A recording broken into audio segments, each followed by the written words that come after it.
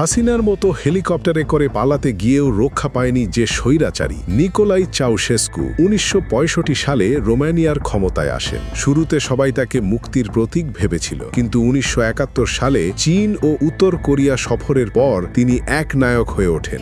দেশে শুরু হয় নিপীড়ন, ভয় আর ব্যক্তিপূজা। স্কুল, রাস্তা, বই সবখানে ছিল চাউশেস্কু ও তার স্ত্রী এলেনার প্রশংসা। তিনি উন্নয়ন প্রকল্পে প্রচুর টাকা বিদেশ থেকে অপরিকল্পিত ঋণ নেন। এতে দেশের অর্থনৈতিক অবস্থা ব্যাপকভাবে ক্ষতির মুখে পড়ে। খাদ্য ও জ্বালানির সংকট এত বেড়ে যায় যে মানুষ একটুকরো রুটির জন্য লাইনে দাঁড়ায়। এতে দেশে তৈরি হয় বিক্ষোভ আন্দোলন। বিক্ষোভ বাড়তে থাকলে পুলিশ দমাতে ব্যর্থ হয় এবং সেনাদের মোতায়েন করা হয়। সেনাদের গুলিতে বহু মানুষ নিহত হয়। এতে আন্দোলন কমার বদলে আরো বেড়ে যায়। খারাপ হয়ে যায় দেশের পরিস্থিতি। অবশেষে আইন শৃঙ্খলা বাহিনী জনগণের পক্ষে যায়, যার ফলে পাল্টে যায় দৃশ্যপট। হেলিকপ্টারে পালাতে বাধ্য হন চাউশেস্কু। সেনা হুমকিতে পাইলট হেলিকপ্টার নিচে নামিয়ে আনেন। তারপর প্রাইভেট কারে করে পালাতে গেলে গাড়ির ড্রাইভার তাদের ধরিয়ে দেন। ২৫ ডিসেম্বর তাকে সামরিক আদালতে হাজির করা হয়। তখনও সে বলতেছিল, আমি তোমাদের প্রেসিডেন্ট, তোমরা অন্যায় করছো।